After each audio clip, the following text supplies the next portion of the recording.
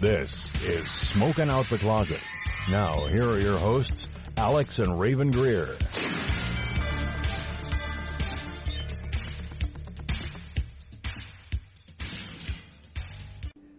Hello, everybody, and welcome to the first episode of Smoking Out of the Closet. My name's Rayven. I'm Alex. And we are your queer stoner hosts for this podcast. First thing I want to do is thank your amazing Uncle Steve. He's the voice you heard in the intro. He did an amazing job. A lovely job. Yeah, he's really cool. We should put his links and everything. So you can check out his other stuff he's done. He did a book on Audible. Steve, I'm plugging your book on Audible. If you go over there, they're not sponsored, by the way, but if you go over there, they can give you a month for free. They give you a free book to try it out. That's what I use my one book on, is to listen to his reading of The Wizard of Oz. He's an amazing voice. He's been in radio for as long as I've been alive, so, yeah. So we should start with who we are. Excuse me, I keep burping from my soda. Do you want me to go first, or do you want you to go first? You go first. Okay. So my name is Rayven Greer. I am probably should look closer towards the mic. I am a 27-year-old, I don't know why I'm giving my age. I am a woman never tells her age, don't you know that? I haven't been one for long, because I am a trans woman. I'm a pansexual trans woman. And I am, as I said, new to being a woman and new to weed.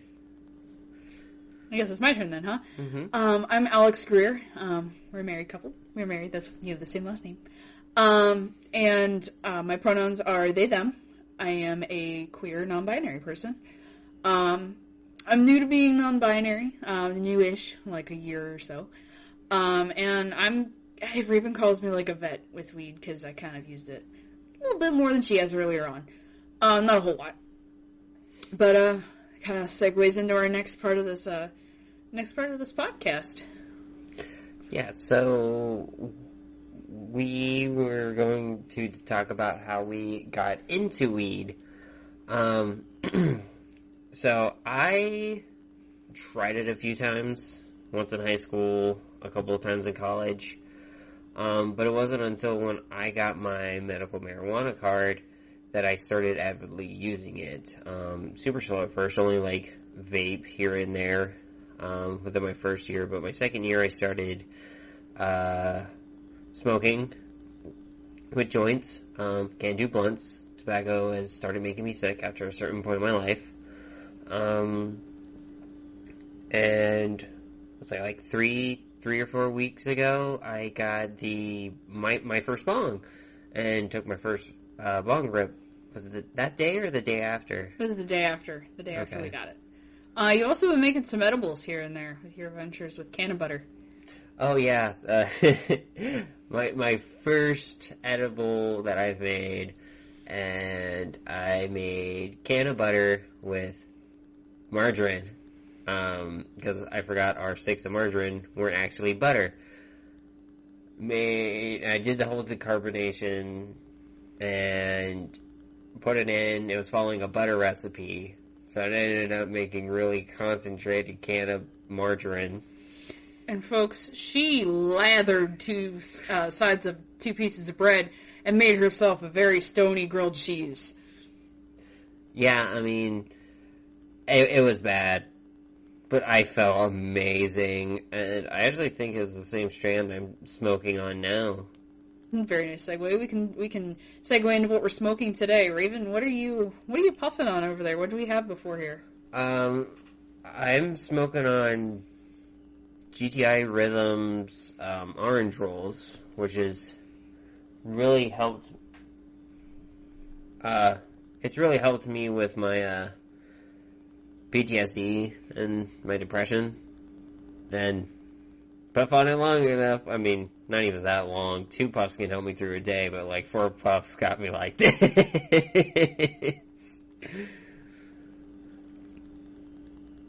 how'd you get into it? I'm sorry, I didn't realize you were waiting for me to ask. Okay. I was just waiting for you to finish up with your strand. So, how I got into it, I was probably 11 years ago now at this point. I had my first, I smoked for the very first time. It was an interesting story there. Maybe we can get into later. But, yeah, I started smoking kind of regularly as a freshman in college, because stress will do that to you and you're not at home and nobody's there to yell at you. There's another interesting story there, unless you get caught by campus police. Anyway, just be smart.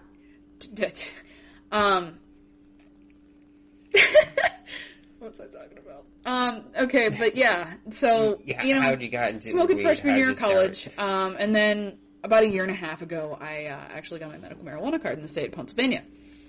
So I kind of started off vaping here and there, just kind of, take the edge off at the end of the day and everything. It's not until a year into actually having my card, I bought any flower from the dispensary, and that's what I'm smoking on today. I can't remember. I think it's called Terrapin is the brand, and it's their Lemon G strand.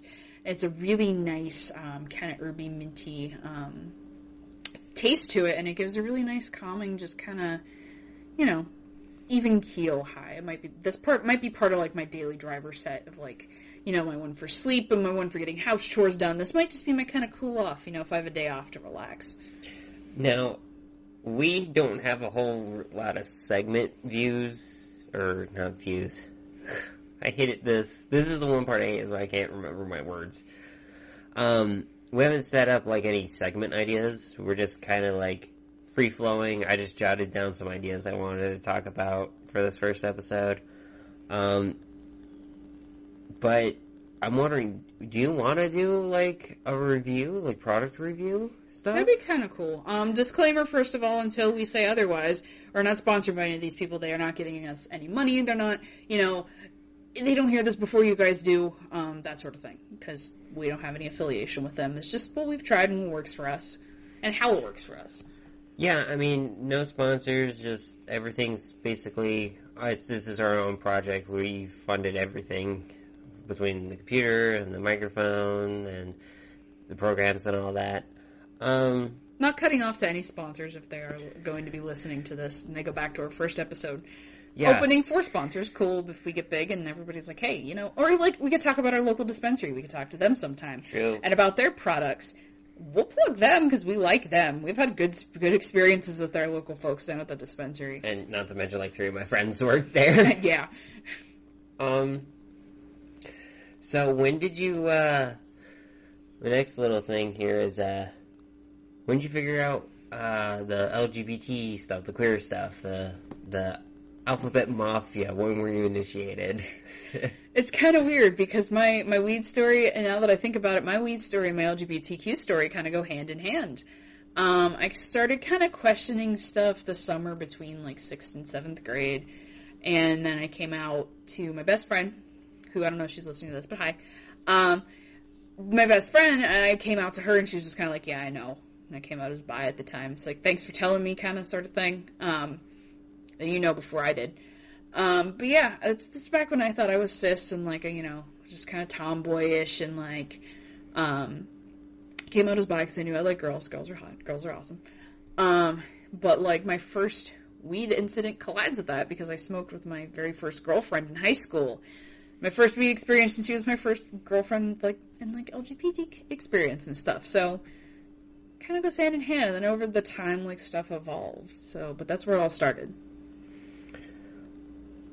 So, the signs we don't see when we're younger were a blatant clue to my gender identity stuff. But my first thing I realized was kind of my sexuality as well. So I would look at certain things probably I wasn't shouldn't be, and I knew I liked girls, but there was always these this is real embarrassing to say, but the old Calvin Klein underwear commercials or Hanes and stuff, and I would always just laser focus on the men's physique, and I'll leave it at that. but it didn't really hit me till I was about in 10th grade. It's kind of when I realized it and told my friends, and my friends were like, yeah, duh. Like, isn't it great how your friends know before you do, and they don't even cue you in on this sort of thing? Yeah, and I mean, they didn't know what specifics. They were just like, yeah, you were kind of throwing off our gaydar, and I'm like, oh, thanks, mine must be broken. So yeah. Anything else you want to add to that? Well, let's just build. Let's build a picture for our audience here, okay? So we're starting off with those like corner pieces, so you can kind of see where the puzzle begins. We want to evolve into like our gender experience and stuff like that, and how that experience was for us, because I feel like the next milestone in my journey at that point. Yeah, we can do that. I want to say I started mine about six years ago. Was the first fleeting thought of maybe I'm not girl, period. Maybe I'm girl, comma, and something else, or not something. Just a passing thought. I didn't have any really vocabulary for it. I didn't know. At that point in my life, I'd never seen a trans person. I didn't know they existed. I didn't have any concept of the idea, because I was raised in a really, really, really small town. I'm talking like graduating class, 75 people. We were the biggest class come through there in 5 years. True story. Exactly that. Small. Very, very small. And to whoever else went to that high school who might be listening, I'm not sorry I said what I said. But my first experience was like 6 years ago. Right before I went off to college, I moved to a slightly larger high school. I'm talking 125 graduating class. Middle size. That was their middle size for classes. That was middle size? That was their middle size class. It was 125 students. Oof. I think only 119 of them graduated out of my class of 125. Take as much time as you need. This man. Yep. Sorry about that. Yes. Interesting stories. Interesting people. But my boyfriend at the time, I'm not going to name any names. He knows who he is. Doubt I'll ever find this. Was like, I'm not going to date you if you're anything but girl, period. There's no girl, comma, there's no girl, and or not something. Because I tried to talk to him about it. He was the closest person I had, and I later found out he was an asshole, because he made me cut off all my other friends I would talk to. I hate people like that so much. But so he was the only one I had to confide in, and he was kind of like backwoods country, like not your stereotype. You know who I'm thinking of. You can picture them. I'm not going to say it. But that's when douche. Yeah, it's putting it nicely. That's when that whole gender stuff kind of started, and he was like, no, shut that down real fast. And then I locked it up and didn't think about it until years later, at least like 5 years later, when I started dating Rayven, actually. And then you came to me and you're like, hey, excuse me, you're like, hey, I don't think, you basically gave me the same question as you gave your ex, and I was like, okay, well, let's break that down. How do you feel? Like, do you want to try experimenting with, like, certain pronouns, certain genders? Do you want me to call you by a different name? She actually helped me pick my new name. And she doesn't remember really well. It was kind of concussion brainy, so she was recovering from an accident. And, again, can't talk about that. Not legally allowed to. But trust me, it's not as interesting as it sounds. And she helped me pick out my new name. And I remember, we were sitting in bed and I was like, I don't like my name. I don't. What can I use that's like androgynous sounding? Because then I was still trying to figure it out. I just knew I didn't like that name anymore. So she was like, okay, and started going alphabetical and androgynous sounding names. And I was like, whoop, whoop, whoop. Whoop, whoop. I'm going to stop you right there. Alex, I like it. Right on the first one. It wasn't even, no, it was like 5 or 6 in. I can't remember any of the other ones. Then I must have looked that up, because And you did get a list. You got a list out. You had a list on your phone. Okay, so I did Google something. Google. And now there's like so many Alexes that come into my workplace, it's unreal. I work with I work with one of them. Our company's a parent company, and they have the sibling company that my wife works at. Not sure if we should name names there either. But her boss's name's Alex as well. So it's apparently a popular name. But yeah, so. As for me, with my gender stuff, it wasn't until my second summer at Penn State, so my summer between my sophomore and junior year. Right? No. Technically the summer between my sophomore year. Because I started my freshman year in the summer. Anyway, I started questioning it because I was alone. I didn't have a roommate during that summer. I just left a really bad relationship, and which was great. The breakup was really, really bad. But so I had some time to myself, and I messaged my mom, and I'm like, hey, I don't think I'm a guy. I don't know what I'm feeling, but I'm questioning my gender really hard right now. And my mom was like, okay, just kind of keep us updated, because she was still at the time, like, wasn't even like a year after I came out to my parents as bi, which I did in a really, really bad way. Listen, I never even came out to mine. I was that kid, because, I was scared for my life. True, fair enough. My parents, I can't remember how they found out in some roundabout way. Probably for snooping around.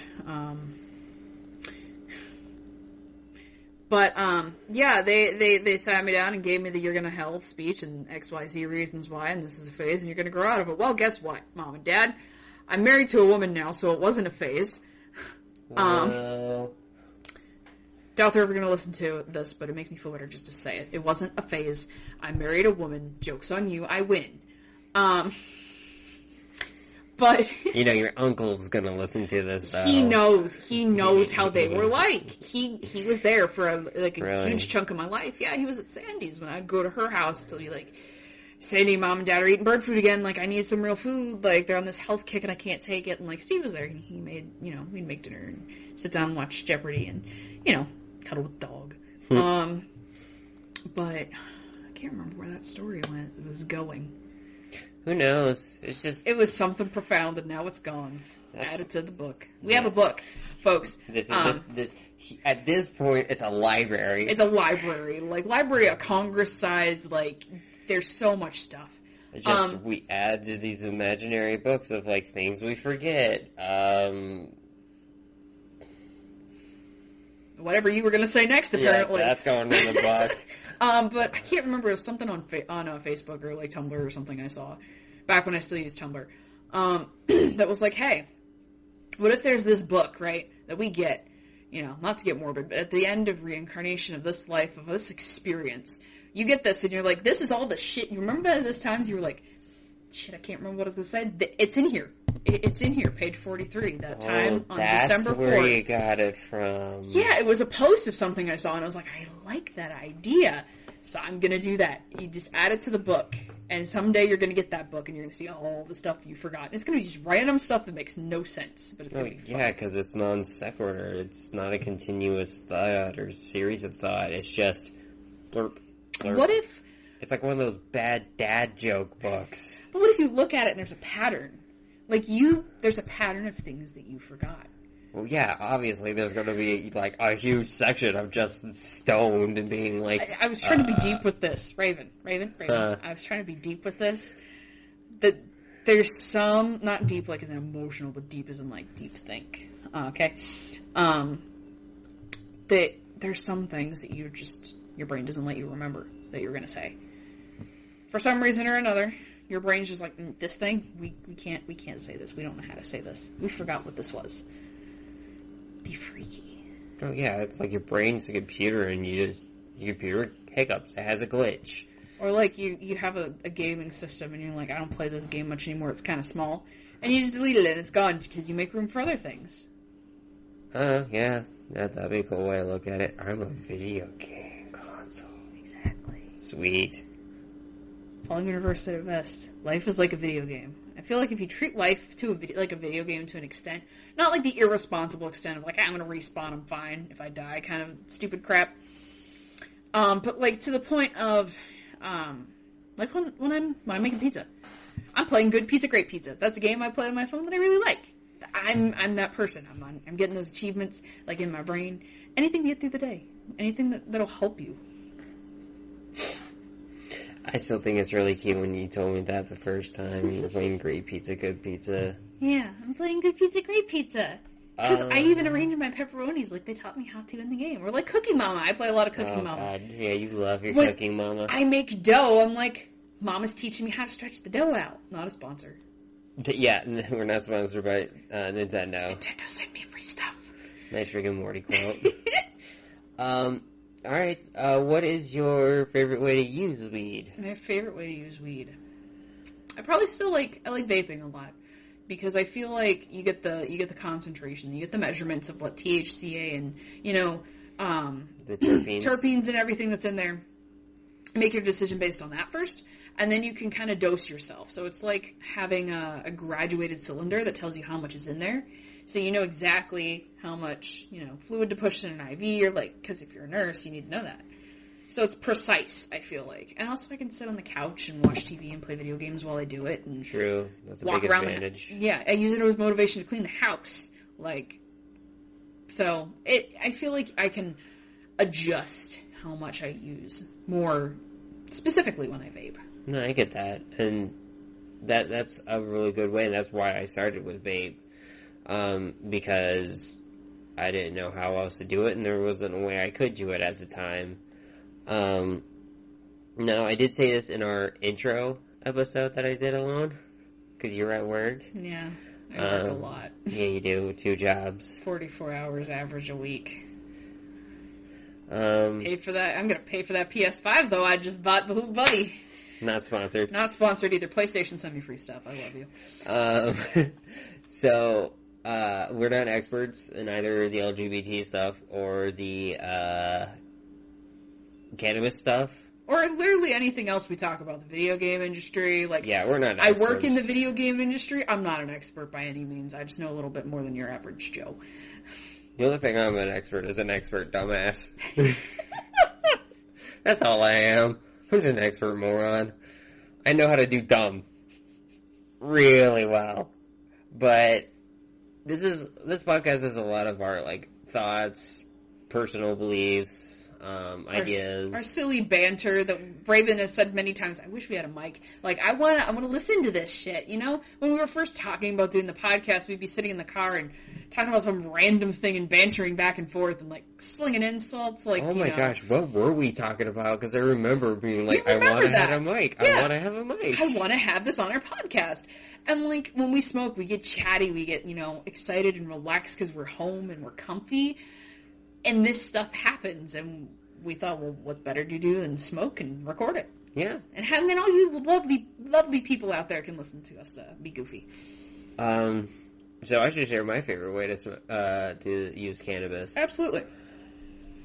I'm so tired right now, because, I love the bong. It's super fast. It hits nicer. That noise. I love making the bubbling, just the bubbling noise. And it works really well, and I don't use as much of my flower. But the oral fixation that I satisfy with smoking a joint, because I used to smoke. And that's a habit that's really hard to break. Yeah. I think the last time I had a cigarette, when I was working at Barnes & Noble, and the person who should not be named who works there gave me one. That was the last time. No, it was at an ex's party, wasn't it? Yeah, it was at an ex's party. Which was 2 years ago now at this point. Mm-hmm. Wow. No time for feels right now. 2 years ago was the last time I had and I call them analogs because I vape. But last time I had an analog was about 2 years ago. So, I told Mary Jane and Mike. Hi guys, if you're listening, how are you? However you want to organize it. from Weed and Grub that I would send them a link to this podcast. And thanks for the shout out earlier. I listened to you guys' episode with our about our marriage. It was beautiful and amazing. I forgot I got Bud of the Week on the last episode. We're gonna be Bud Buddies. Speaking of Bud Buddies, do we want to introduce like our little special thing? Like, that we kind of borrowed it from you guys. We hope you're not too mad. We wanted to do a little shout out thing in our podcast, and it was. I was trying to figure out how to make something LGBT and cannabis related, and I was looking like I'm wondering if there's any like candies with like strains that are named after candies that are kind of like rainbow. So I was looking. I know they have. I'm drawing a blank on the one that I'm thinking of. Anyway, Nerds. Yeah, I think it was Nerds. Yeah. Runts. No, it was Runts. That's what it was. Wasn't there? There was a Runts flower. Yeah, that was one of the ones at the dispensary, though. Yeah. But it might have been Runs. Mm-hmm. And, but I found one called Skittles, and I'm like, Skittles, taste of rainbow, queer, Skittles. Skittles also supports the queers. They give up their rainbow every Pride Month. But is that just corporate? Is it corporate rainbow washing? I'm not sure. Because, like, I know Target actually donates money to, like, the Trevor Project. And works with GLAAD, so, I mean, that's the thing. I haven't actually looked into Skittles with that. But Skittles is also the name of a strain, which I really want to try now. So I was thinking we would do Skittles of the Ep, or Skittles of the Episode, where you and me would pick a listener that interacts with us or something, or someone we want to talk about and shout out. So I feel like it's kind of obvious who our first one should be, and I'm curious if you think the same. Your Uncle Steve? Our Uncle Steve. Hi, Uncle Steve, Skittle of the Ep. Do we want to do, like, one each, or just, like, pick one? We just do one each. So, yeah, mine would be Uncle Steve. Uncle Steve, you're my Skittle of the Ep. Love you, I miss you. Can't wait to catch up with you sometime, hopefully soon. Mine's gonna be a double, and it's literally the ones I shouted out earlier. Mary Jane and Mike from Weed and Grub, and then there's TS and Sasha, I think. I'm drawing a blank on her name. I think it's Sasha and I apologize if it's not. I'm sorry, I'm really stoned. You gotta understand. The podcasters from the cool Nerd Weed Show, which I just started listening to, and they're really freaking cool. So shout out to you guys. So, can't really do a sent to Weed and Grub without asking what your favorite snack to eat while you're high is. Oh, favorite snack to eat while I'm high. I've been munching on the high juice. You love a Taiwanese candy made with actual fruit juice. It tastes like you're eating a gummy version of that fruit. Like you pick it off the tree and it turns into a gummy. That's what it tastes like, and they're amazing. I have some jaw issues though, so if I eat too many of them, I start hurting in my mouth. But if that doesn't hurt, then I get a stomachache and I have to have Rayven take them away from me. Yeah. My favorite is Jaffa Cakes. We were gonna go to Wegmans and get more. Yeah, I have tomorrow off, so I can go get more myself. Okay, sorry, I just remembered that. Yeah. But yeah, I love Jaffa Cakes. They're like this orange-filled, like, chocolate biscuit kind of thing. They're so good. Sorry. You're good. You need a drink. I'm very thirsty. I need to get a different cup. Yeah, you need a less noisy cup, because it's just turning to, Rayven and Alex ASMR, smoking ASMR. Yeah, smoking out of the closet with some ASMR.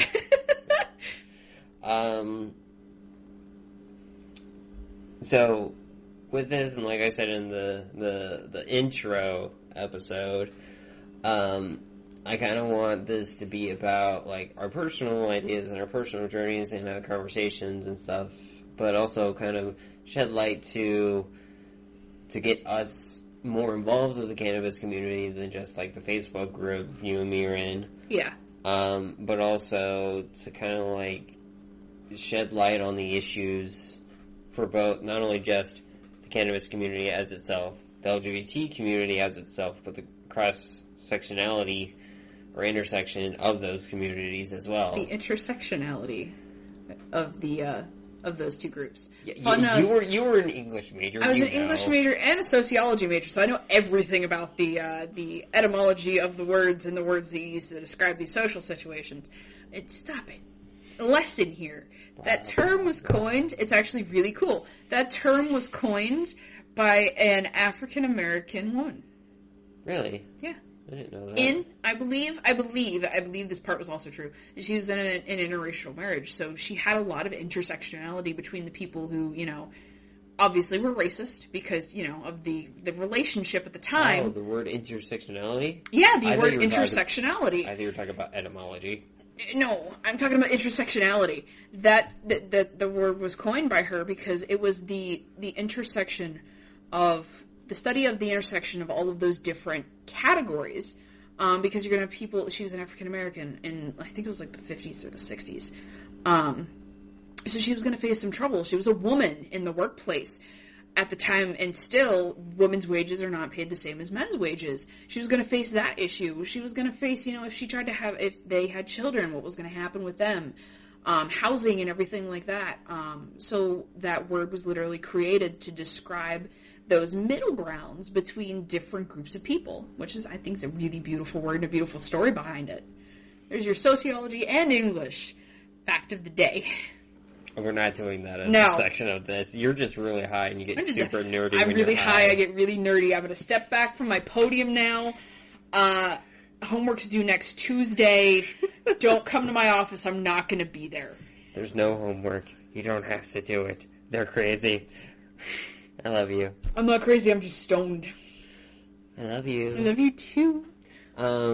So what issues have you seen that you kind of want to bring up in light between the two, like where they meet at that intersectionality? I really don't feel like you see a lot of people in the queer community smoking, just in general, like smoking weed. Like, it's not talked about it. I still feel like it's really hushed and taboo, especially like with the boomers that grew up in like the reefer madness era. The LGBT people, it kind of got passed to them because I guess it was kind of like some people's stories are similar of like, hey, my parents are really hard on me for XYZ things. I'm going to do XYZ things when I grow up, and I really don't like where this comes from, and some of those mindsets cross. So those gay people in the community were raised by those people who were like, no, weed's bad.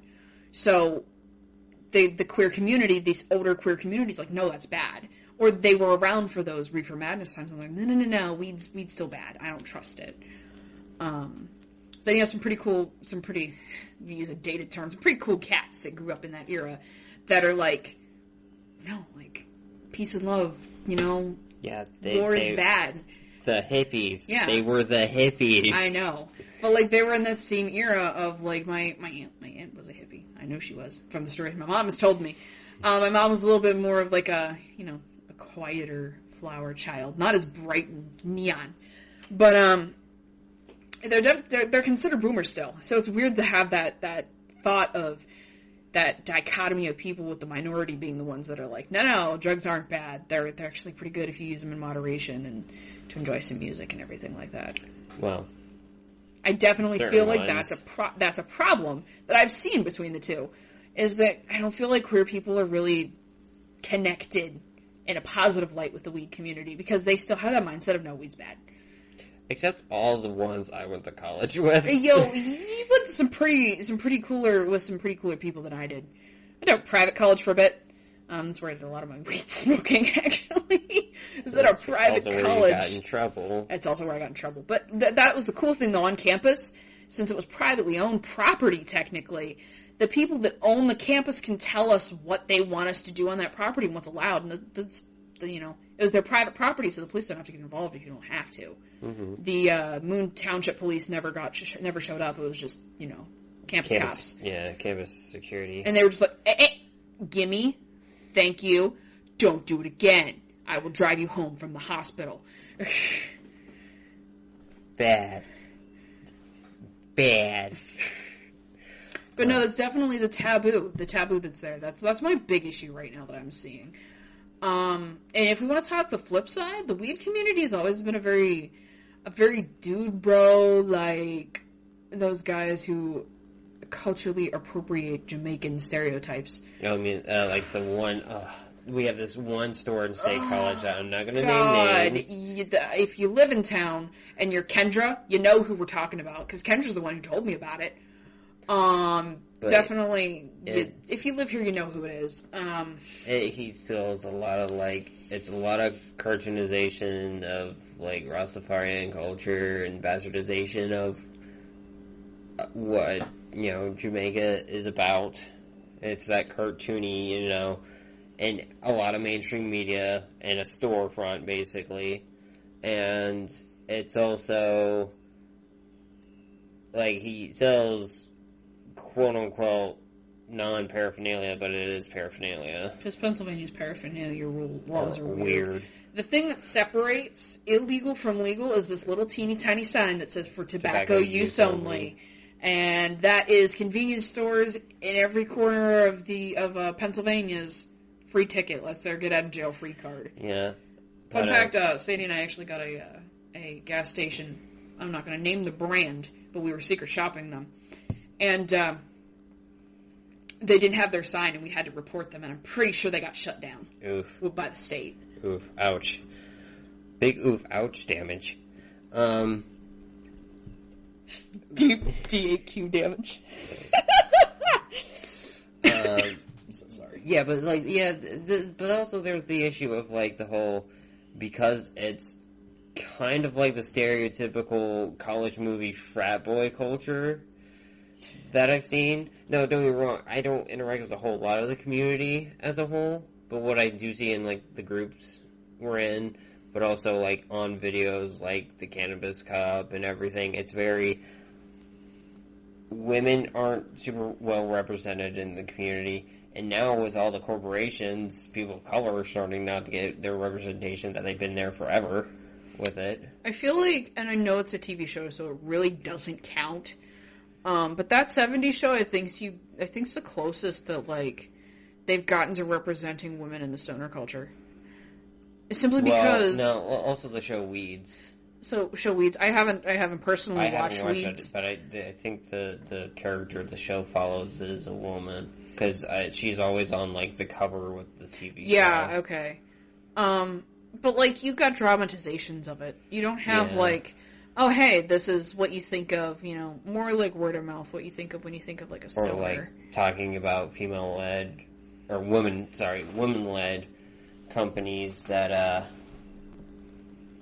own and operate cannabis industry, like businesses and industries. Yeah, and a lot of like the paraphernalia and stuff, I feel like it's not catered towards women, and if it is, it's catered towards the stereotypical woman. Yeah. I like pink. I want this in pink. I want it to be dainty and cute. And it's like you either have like hardcore dude bro, skulls and roses, swords and shit on your water pipe, or you have, hey, this is bright pink and it's flowery and it's so pretty. Well, but the thing with I was gonna say with the dude bro thing is it's that aspect that is the alienation of gay men and the fetishization of gay women. Oh, absolutely. Because like, say, and it's exactly like I've seen the frat boys here on campus, where when I was in school, was if they had a guy who pledged and didn't come out, but then they came out after he became a brother, a lot of the guys would start being very, very uncomfortable once they knew that person was gay. Kind of perpetrating that stereotype of if you're gay and you're around me, I'm going to be gay, or I'm afraid of that. It's gross. And it's a lot of ignorance based in just not knowing, just misunderstanding, and like, so I mean, it's not a great thing, and it's not everybody. We know it's not everybody, but it's a decent enough. It's a decent enough amount, yeah. That it gets upsetting and concerning for people's safety. Because as much as any college wants to say, yes, we might have sororities and fraternities, no, there's no hazing that goes on at all whatsoever, it happens. Mm-hmm. Everybody knows it happens, everyone on campus knows it happens. Ask any college student, they will tell you. It happens. But where was I going? But like the thing is, like, it's that because like with the LGBT side, because I don't, you know, the only person I know. No, there's two people that I know, and I can't remember the one's name because he's a trans man, and that was a porn star. I think he still is. I don't know. Real famous apparently. I don't know. Not that I don't watch porn. It's just I don't really watch. I don't know. I don't think I've ever watched any trans man porn. You just don't watch what the side he's on. Understandable. But he's a super big advocate for cannabis, and he thinks it's a medicine like we do. Yes. And him and the drag queen Laganja Lestranja. Yeah, I've heard of her. Those are the only two queer people I know in the cannabis world. That's two more than me. And that shows you just how few there are. Yeah. At least that are open and I'm proud, or, you know, they get talked about it. Yeah. You know, cause like. Or they're out and loud about their, you know, their use of cannabis and their support of cannabis. But yeah, that's the issues I've seen so far with my limited range of knowledge and, just actual physical community. Like, stuff I've seen has just been all online, or in the groups we're in, of how people interact with each other. Yeah. And I think that goes on, like, a broader scale. Because even though progressively we're moving forward of, you know, THC has been shown to reduce pain and, like, calm anxiety, and CBD has been known for, like, easing nerves and helping you sleep, and also, like, just kind of taking the edge off of, you know, everything. And it's made great medicine, and reviews and articles and professional recommendations are coming out. But as a whole, in some nooks and crannies in the United States of America, and definitely all over the world, there are still people who are like, this is bad. This is bad, and XYZ reasons why it's bad. Mm-hmm. And that's where I feel like the LGBT people and the weed people meet. They're used to people saying, this is bad for XYZ reason. We are still illegal in, 64 countries of the world? Something like that. 64 countries in the world is illegal to be gay. It is punishable by jail sentence or some places death still. So just think of how those same people might think about weed. I don't think they're that. That is a dramatization. But think though, if there's that many people that many places it's still illegal to be gay, and the gay people and like the weed people, like I said, they're under the same umbrella of that's bad. You have to think about how many people still think weed's bad, because it takes time for stuff like that to heal over and to process with, you know, I'm going to say something slightly controversial. The imaginary war on drugs the United States created, and the reefer madness that they instilled, and, like, you know, the police were going after African American men because apparently weed made them crazy and unable to control themselves. It was this whole big police propaganda that they pushed. I actually think that was actually a Klan. That was a Klan thing? I think that might have been a Klan thing. I was getting those mixed up with the Reefer Madness thing. Well, no, the Reefer Madness was a movie that was for the police. Yeah. But I don't know if it was weed-based or not, or had weed in it, but I know there is a Klan, like, propaganda thing with, like, a woman screaming, like, old-school horror movie style, like, screaming or running. I can hear it in my head, even, like, that style. Yeah, I know what you're talking about. I've watched enough MST3K. I know exactly what you're talking about. Yeah, like that level. corny one. Yeah. Being chased by an African-American man and having to be saved, and this woman had to be saved by a Klansman. See, what I'm thinking in my head was a poster, and it was of an African-American man smoking a blunt. And it's that old newspaper type font on it. Mm-hmm. And it says, Reefer Madness, weed will make the censored very, very bad word turn into a madman. Interesting. And I was like, this is crazy. Well, you know why? I don't. Did you see that episode because that's how I first learned it, and then I looked up after it. The episode of it's on True TV. It was made by College Humor. Adam Ruins Everything. Adam Ruins Everything. Yes. Because literally Nixon did it to break up the hippie communities and the African American communities. Or even, I think it might have even been more than just them, just people of color. Yeah, just minorities. America has been marginalizing forever now. And that Nixon had a huge problem with. Yeah. And the whole reefer madness started because of this, can't remember his name, but this this prohibition, anti-alcohol guy who basically lost and wanted to keep his fun. He was like, hey, I need to find something to go against. What's people mad about? Oh, people from Mexico. What do they smoke? Marijuana! They might have strained a muscle making that reach. Yeah. In modern colloquialisms, does your arm hurt because that was a stretch? It really was. But greed.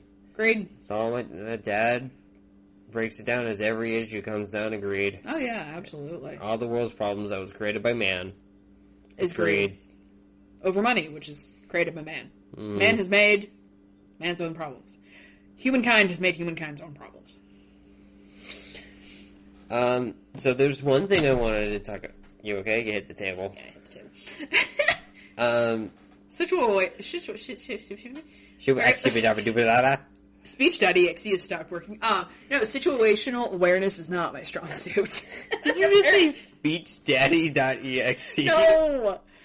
I said speech.exe has stopped responding. I just heard speech You daddy. are hearing what you want to hear over there. Floyd would be happy. Anyway. Okay. We were talking about this the other day, and I kind of wanted to go deeper into it. Okay. Yeah, we got time. I wanted to talk about Pennsylvania and what do you think would happen when we go rec? I'm going to say when we go rec. Speak it into existence. So, I talked to you about this part specifically, and you agreed with me, but if Pennsylvania goes rec, all the medical marijuana dispensaries will stay medical only. Yes. And the state is going to open rec-only dispensaries run and operated by the state, like they have like the liquor stores here in PA. Because it would make too much sense. You drew that connection before I got to talk about it. Of they've done it already with alcohol. It makes you think they're not going to do it with weed. If they can make money off of it, they're going to do it. All I ask is PennDOT, please fix the damn potholes with that money. Project Pothole for the potholes. Potheads for the potholes. And here's the funny thing is, it became a meme how bad the roads are here because Pittsburgh Road ate a bus. Yeah, Pittsburgh birthed a bus. It was, oh my gosh, that was hilarious. Now, I don't know if that was just pure, I didn't go further what the than problem the is meme. what the problem is with Pennsylvania is this is a generalized Pennsylvania problem. It's all well and good. We're not in Night Vale. Everybody believes in mountains. Also, shout out to Night Vale. Hi, guys. If you ever get around to listening to this, I love your podcast. But no, Pennsylvania has mountains. Mountains drain water off into places that we don't want them to be. That Valleys. gets underneath the valleys. That's where we're in Happy Valley. It's not very happy. We're also in PA. It snows a lot, so any little crack. Any crack freezes over, it breaks, but all that water has to go somewhere. Guess where it goes? Under the road. It erodes it. Long story short, that road was eroded downtown Pittsburgh for God knows how long. So that's what it was? It was just erosion? It's just erosion. And the bus drove over it. It was probably cracked because I don't know if anybody listening has drove downtown Pittsburgh. It's a fucking nightmare. With all the cracks and the bumps and the shit. And you rode downtown Pittsburgh. You know what I'm talking about. Yeah. Out front of our hotel we stayed at. But that happens and you bounce and you bump and a big bus full of people and it goes in the road. So to rein it back into the actual topic. I'm so sorry. I don't even remember what we were talking about. potholes. We were talking about taxing weed whenever it does become recreational. So you think we should tax it? I'm not saying to fix the roads. If they're going to tax it, I don't think they should tax it as heavily as some other stuff that they do. But if they do, this is what I would like to see happen. So this is where I actually, with the Cool Nerd Weed Show, learned a lot about that in California, they tax all rec-based weed. You get a reduced one if you have medical, and you get it for your medical marijuana purposes as long as you have a card. But you can spend up to like 30% on just the state's tax. And then not to mention what the city and the local, like, smaller section, like a borough, add on top of that, Or the county and then the city and, all that extra crap. So you can spend a lot just on taxes. And those taxes only make a very small percent of the tax bracket of, all the taxes. But to think, are they just using these as a general chunk to give more to what they already give? Or would they actually, dedicate them solely for school? And because that's such a small percentage, would that hurt education? And that's what I don't want to see, Yeah. Because you basically are taxing people. Well, it's good that you're going to use that stuff for those things, and as they should. Yeah. But you're making it harder for people who need the medicine to get it when they're poor. Because you're going to drive that price up, and you're not going to be able to pay all those taxes. And it's punishing basically the lower income people who are, some of them need them the most for XYZ reason. You're marginalizing another one of those groups of people that have been demonized for weed again. And you're 2 steps forward, 1 step backwards. So, if we do go that route, I don't want the taxes to be ridiculous like it... California might have fixed it by now. But at the time of where I am in the podcast, that's where it was. And I haven't gotten an update at this time to if it's gotten fixed or not.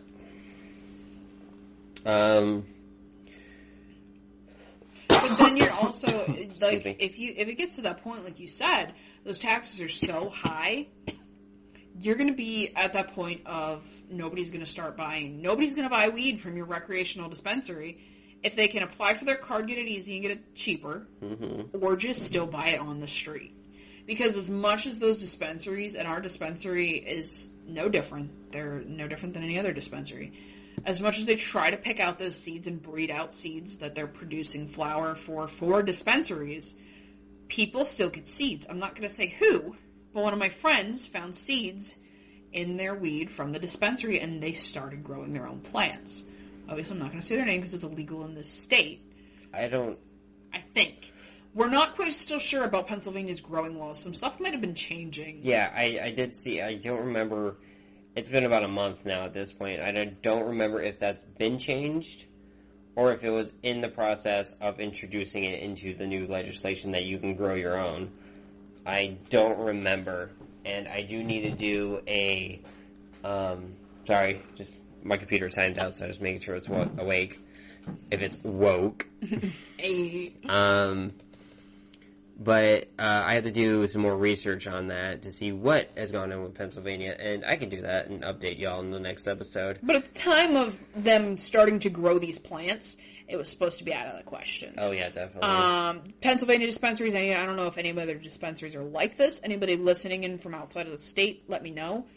They try not to let the seeds go through with the flower they're clipping to sell, because it's easier to not have to pick through it if you breed it so that these specific plants that we sell don't make seeds, because you can do that. Or they pick the seeds out. Or, yeah, they probably just pull a lot of the males after all the budding is completed, because the males are the ones that make the seeds, so they just trim the males and throw that away. Which, I'm curious how they have to do the waste product. Do they have to burn it like in other states? I think they'd have to, because those seeds would pollinate themselves. They'd go and grow like they're supposed to.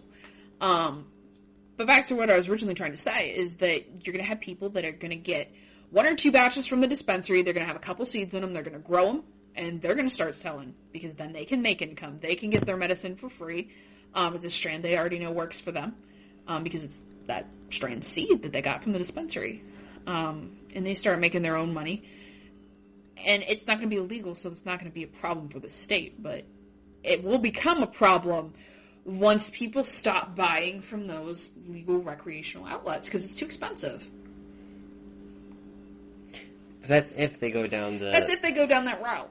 No, because, like, on the flip side, because I know Walmart, where I grew up in Virginia, Walmart had beer and liquor. If I remember liquor, I definitely remember beer and wine. I don't, they might not have had liquor in Walmart. I don't remember at this point. It's been so long.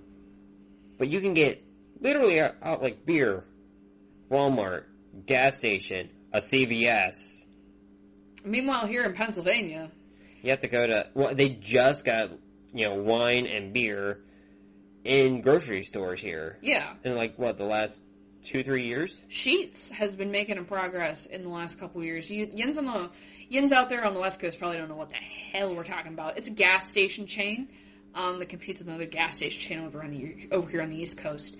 But they couldn't get their beer license, their wine license, their anything, because they were a gas station in Pennsylvania. It's like, no. We want them to go to our state store and buy stuff here. Mm-hmm. Or they had to go to this because, like, that's the only, well, you can still get, used to be only get wine and liquor that way. But they have beer distributors that are privately owned. And that was the only other way. You had to go to their beer distributor or go to a bar. Or go to a wine and spirit store before 9 o'clock because they're going to close. Yeah, and it's really weird here in PA because the thing I worry about when it goes rec is the forgetfulness that there is a separation of church and state in this state. Because a lot of these laws are based on Quaker ideology. Because we were the Quaker state. Yeah. And there's nothing wrong with having the ideology, and being Quaker or Christian or anything, or any religion. We're not saying that at all. It's just the separation of church and state. Foresee that becoming an issue with it when it becomes rec, because that's a lot of, even though we know it's not supposed to happen and things happen that shouldn't, there should be a separation between church and state when you're making those laws, because it needs to be what's good for the people, not what you think's good in your heart. And exactly, and I think that's where a lot of, when I first came here, and I got very confused by that, a friend told me, and this is back in high school, so I mean, it could definitely be wrong. I never corrected the research, so like, well, that makes sense. Was they were based on things made by people in government that were Quaker. Like, really old laws, like, you cannot have liquor so close to a school or a church.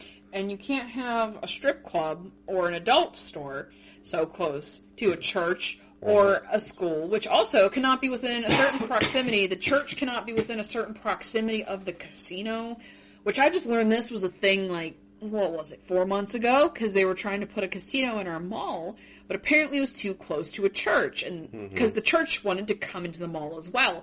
You both can't be in the same building. I don't think you can be within like 5 to 15 miles of each other. Something stupid. That never comes up except for once in a blue moon in a situation like that. Pennsylvania has it covered for all them stupid things. Like, you can't take your refrigerator outside and sleep on top of it in your front yard. Yeah, there was a guy on TikTok making a whole series of dumb laws in America. Yeah. I can't remember his handle right now, but he's super cool. We could put it in the show notes, though. We could, yeah. Shout him out. He doesn't even know we exist, but we follow him. Well, you follow him. I don't really do TikTok anymore. I like funny Canadians. Letterkenny. Hey.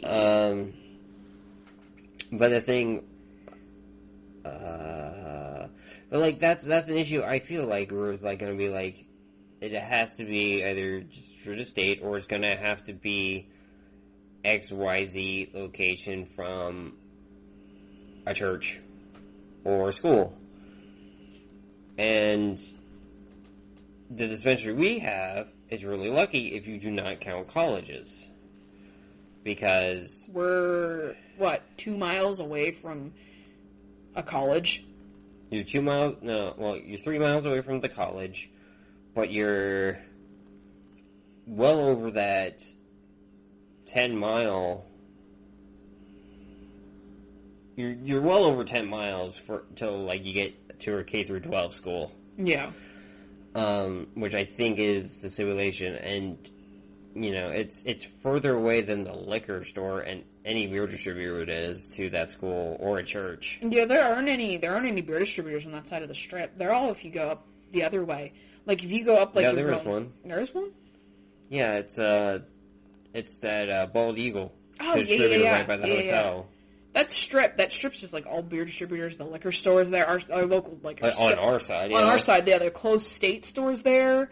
If you jump that out and take it to the other side of town, there's another state store out there. There's like 2 more beer distributors on the way you go up like East College. I'm talking, But it's weird because that whole road is just, I guess, within that perfect spot of, hey, we're 10 miles from literally frickin' anything.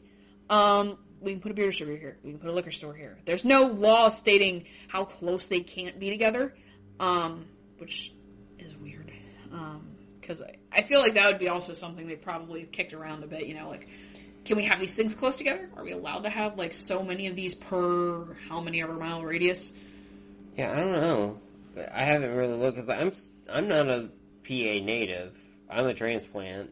Meanwhile, I was born about 5 minutes away from where we live right now and grew up 30 minutes away for 16 years. Yeah. So, I've been in Pennsylvania all my life. Living here, unfortunately. Yeah, it's just, that's the thing I'm worried about is the laws, the taxes, and how it's going to be available, and what regulations are they going to put on it, like I'm worried about like edibles, like they're just going to keep edibles off the market at all except for pills. Or if they're going to go the way it is right now for medical use of you can't combust it. Yeah. You're not allowed to have paraphernalia because paraphernalia is still illegal in the state of Pennsylvania, as we talked about earlier. And it's going to be weird workaround stuff like that. I don't know. And another thing is also the protection laws for it. Because as medical patients, we have our cards, we have our medical cards, and we have protections with employment because of that, because it's a medicine for us. So we technically can't fill a drug test for cannabis or THC, what they look for. But we don't have protections on housing yet. Which is scary sometimes. I still freak out a little bit sometimes, but our maintenance guys are cool, our apartment complex is cool, we don't smoke in the place, we go on our porch. It's not going to smell when we move out. Also, we kind of know when the landlady does her walks, so we're also never home when she's here. We're home after the office closes. Yeah. So we really don't worry about that. Like, it's just those things I feel like we should fix first. I feel like definitely. We should fix our system for the cannabis stuff before we go rec. Because some states, like California, didn't really have all their ducks in a row before they went that route. Pennsylvania has been slowing things down with the passing of it becoming rec because it's been is it the House? I'm really bad with the U.S. with government. Local government. I don't know how local government works. I'm just gonna say the House. It makes sense to me in my head. When it was still in the House, the Pennsylvania board was voting on it. It's been there for 10 years at this point. Really? When I was in high school, when I was just starting junior high, there was talk about them making it legal recreationally. Wait, when were you in junior high? I was in junior high, let's see, 6th grade was 2010. The 7th grade was 2010, 2011. 8th grade was 2011, 2012, 2013, 2014. Oh. Yeah. I was in the military. That's probably why you didn't know about that.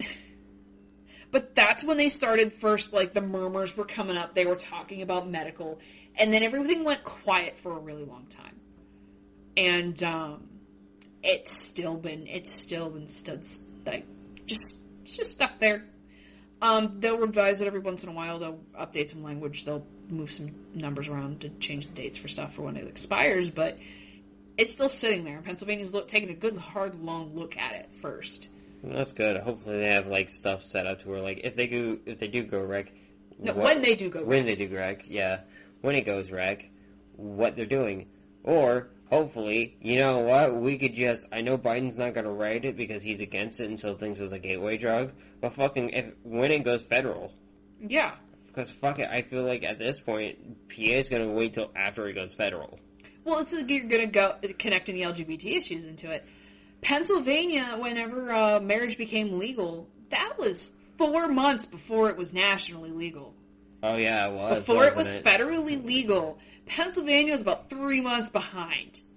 They were so squeaking close. Is it going to come down to that with weed again? It might. Is it going to be a replay of, I can't remember what year that was. I was so happy, though. I almost cried. When I heard that it became legal, that gay marriage became legal across the United States. All 50 states. Obama administration, second term. 2000, because Trump became president. It was 2015. I was still in high school. It was right before I graduated. It was 2015. Yeah, 2015, yeah. Yeah. I'm too stoned to remember time right now. I'm starting to come down and even out. But yeah, I feel like we might have another repeat of that. Okay. I mean, it'd be sad, but I mean, hopefully, we can get all of our ducks in a row for it, Honestly, it'd be nice, for it to be legalized earlier, but at this point, it's not a matter of if, but when. Yeah. I do have to double check on this, but, if I remember correctly, my home state, Virginia, became rec.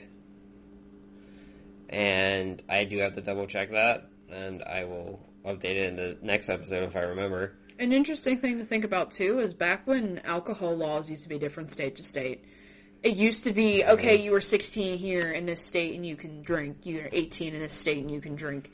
You're 16 here and you can drink beer and wine. You can't have hard liquor until you're 21. And then that all became federal. But it became a problem first. Oh, really? It became a problem before it became federal.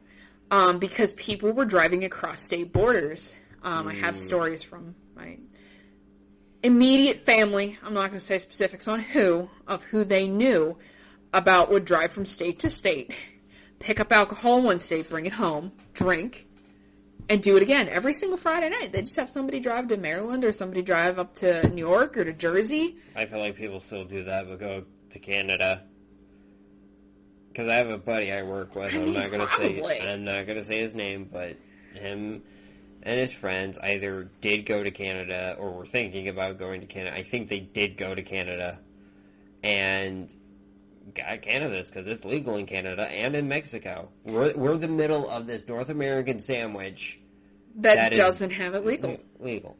It's just medical only, and Canada's doing a whole lot of cool research on it because they're allowed to do research. That's another issue is we don't have a whole lot of research on anything because it's still a Schedule I drug. But, like I was saying earlier, to kind of wrap that up, is it going to become a problem before it becomes federal? Like it did with alcohol? Because it hasn't yet, and we've been seeing pop-ups here and there of states. I'm going to call them turning green, because you know how they turn red and blue in the election. Turning green.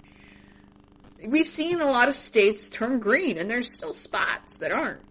So is it going to become a problem before it becomes federal? I hope not. But then again, the cannabis community seems like it's regulating itself pretty good when it comes to that kind of thing. Yeah.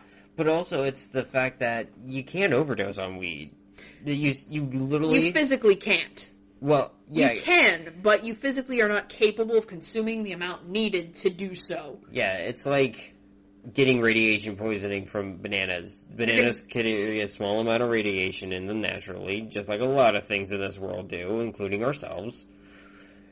And you will literally kill yourself just by the sheer number of bananas you ate before you get radiation poisoning, because I think you have to consume, like a couple million bananas? You have to smoke something crazy like 3 grams of weed every minute to be able to overdose. Yeah, like, there are ways to do it with certain things that are, like, it's literally impossible. Yeah. Because, like, you can overdose on water. Absolutely. You overconsume. That's easier to do than overdosing on weed. Yeah. Statistically speaking. Medically speaking. Medically speaking, statistically speaking, just speaking, it is. Yeah, I feel like this entire podcast is just me, because I'm so new to weed. It feels like that Reddit video we were watching of /Ask Reddit. What is something so idiotic that someone said with such confidence or something like that. And I feel like that's just me talking on weed. Because I am so new. I'm a baby stoner. I can teach you over the podcast, and hopefully we can teach our listeners some stuff as well, you know? Yeah, that's another reason. That's another thing I wanted us to be, you know? But, it is getting that time. Alrighty, well, this was fun. Hopefully we can do it again next week. Yeah, we are going to record every week. My thought is if either of us have a bad mental health day that day, that we can either do like a solo episode or something. Or we can shift it later in the week if Sundays aren't working for us, because I know for both of us Saturdays right now are crazy because of Penn State football. So if there ever comes a Sunday where it's just as crazy as that Saturday and we need to recoup, we might have to shift to a different day of the week sometimes. I was actually going to leave the day of the week as a unknown. Unknown day of the week, woohoo! Like, is it Sunday? Is it Thursday? You won't know until you listen to the podcast. Well, because, like, we might not edit it or upload it right away. Yeah, we gotta edit it and, you know, cut in some stuff and cut out some stuff, maybe. Yeah, like, I am not a great editor, but I'm learning. And it's a learning process. You guys get to grow with us. You get to see, you folks get to see our first episode to, you know, however long this is going to go on, and see how much better quality it became. Yeah, we're hoping to have like an actual room for this, because right now we're just kind of in our open dining room in our apartment, but we're moving. Our cat has been very quiet during the whole thing. Honestly, he has been. I think that's because I fed him. Yeah, I sprayed him once because he got on the counter. But yeah, this has been great. Hope to have you guys listen to us some more, and hope to interact with you. I should set up some plugs for us. So where people can find us. Currently, have you made your Instagram for this podcast? We recorded the episode that didn't work out last week. I totally have been busy with work, because I believe I said earlier I have like 44 hours. Yeah, I haven't made our Instagram yet either, but I'm off tomorrow, so I'm going to make our podcast Instagram. Okay. But my stoner personal Instagram is High Flying Rayven. High, like H-I-G-H, like I am right now. Not like hello. Flying, and then Rayven, R-A-Y-V-E-N, because when I picked my name, I had to spell it different.